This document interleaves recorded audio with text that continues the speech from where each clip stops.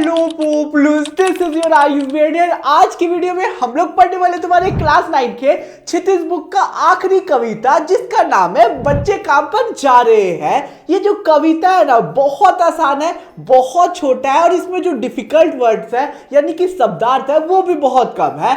बस वीडियो को एंड तक देखो, एंड पूरा कविता क्रिस्टल क्लियर होगा और एंड में इंपॉर्टेंट क्वेश्चन भी दूंगा। और हाँ यार, ये हमारे क्षितिज बुक का आखिरी कविता है, तो एक छोटी सी रिक्वेस्ट करना चाहूंगा कि प्लीज चैनल पे नहीं होगे तो सब्सक्राइब कर देना।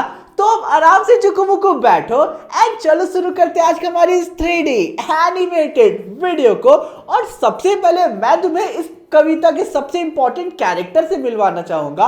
वो कौन है, उनसे तुम खुद मिलो। नमस्ते बच्चों, मैं हूँ राजेश जोशी, तुम्हारे इस कविता का कवि। इस पूरे कविता में मैंने उन बेचारे बच्चों का जिक्र किया है जो बचपन में काम पर जाते हैं दूसरों के यहाँ।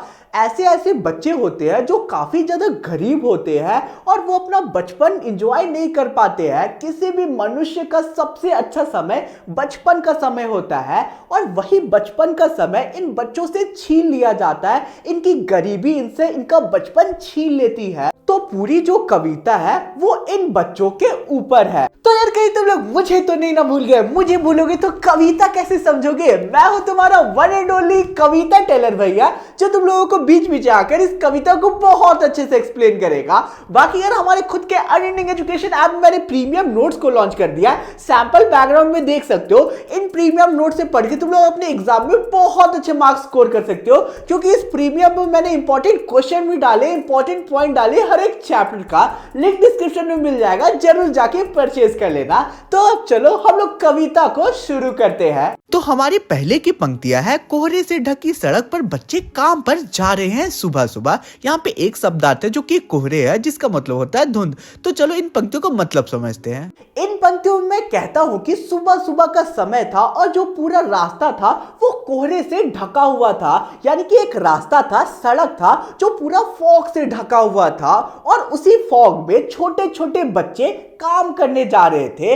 वो स्कूल जाने के बजाय दूसरों के यहाँ काम करने जा रहे थे। हमारे आगे की पंक्तियां, बच्चे काम पर जा रहे हैं, हमारे समय की सबसे भयानक पंक्ति है। या भयानक है इसे विवरण की तरह लिखा जाना चाहिए इसे सवाल की तरह।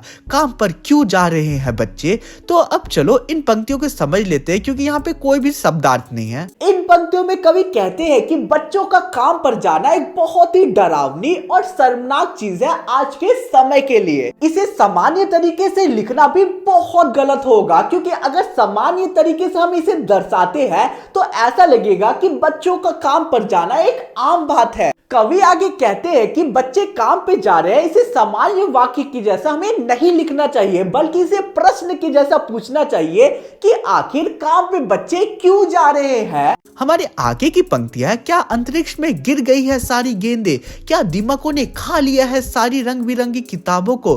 क्या काले पहाड़ के नीचे दब गए हैं सारे खिलौने?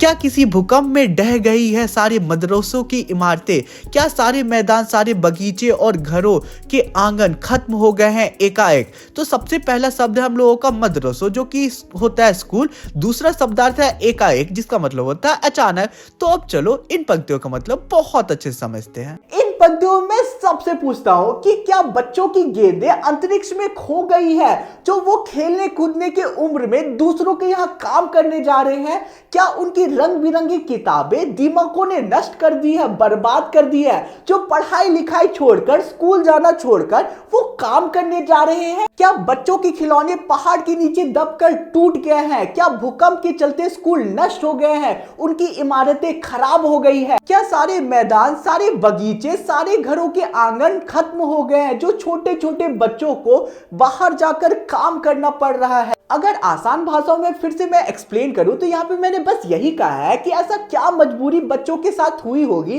जो उन्हें अपनी पढ़ाई को छोड़कर, अपने खेल कूद की जिंदगी को छोड़कर, अपने किताबों को छोड़कर दूसरों के यहाँ काम करना जाना पड़ रहा है। अब हमारे आखिरी की पंक्तियां है, तो फिर बचा ही क्या है इस दुनिया में? कितना भयानक होता अगर ऐसा होता। भयानक है लेकिन इससे भी ज्यादा, या कि है सारी चीजें हस्बा मामूल, पर दुनिया की हजारों सड़कों से गुजरते हुए बच्चे, बहुत छोटे छोटे बच्चे काम पर जा रहे हैं। यहाँ पे एक शब्दार्थ है हमारा जो कि है हस्बा मामूल, जिसका मतलब होता है जो का तो अब चलो इन लास्ट पंक्तियों का मतलब बहुत अच्छे समझते हैं। इन आखिरी के पंक्तियों में कवि कहते हैं कि अगर इस दुनिया से बच्चों का खेलना, बच्चों का पढ़ाई करना, स्कूल जाना सब खत्म हो जाएगा तो आखिर इस दुनिया में क्या बचेगा।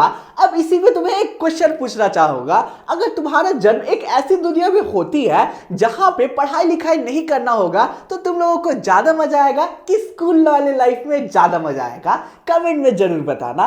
तो अब चलो हम लोग कंटिन्यू करते हैं हमारी इस कविता को। आगे कवि कहते हैं कि अगर सच में बच्चों का स्कूल जाना, बच्चों का पढ़ाई करना, बच्चों का खेलना, ये सारी चीजें खत्म हो जाएगी तो ये दुनिया बहुत ही ज्यादा भयानक और डरावनी दिखेगी। लेकिन इससे भी डरावनी चीज ये है कि आज की दुनिया में सारी चीजें जो कि त्यो है, मतलब कि सारी फैसिलिटीज आज की दुनिया में अवेलेबल है। चाहे स्कूल जाना हो, पढ़ाई करना हो, बुक्स हो, खिलौने हो, प्लेग्राउंड हो, सारी चीजें आज की दुनिया में प्रेजेंट है। ये सारी चीजें होने के बावजूद हजारों सड़कों से गुजरते हुए बच्चे, बहुत छोटे छोटे बच्चे काम पर जा रहे हैं। और इसी के साथ हमारा कविता पूरा कंप्लीट होता है। और एक चीज तुम लोगों को अपने पॉइंट ऑफ व्यू से बताना चाहूंगा कि कभी भी अगर लाइफ में तुम लोग बड़े आदमी बनते हो तो ये चीज दिमाग में याद रखना कि पैसों से दूसरों की मदद करने में कभी पीछे मत हटना।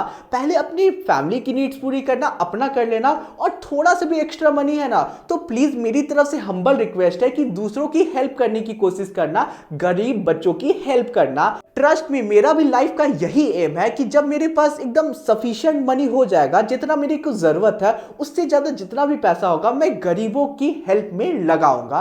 तो यार इसी के साथ आज का हमारा पूरा कविता बहुत अच्छे से कंप्लीट होता है। चैनल प्ले होगी देन प्लीज सब्सक्राइब कर देना।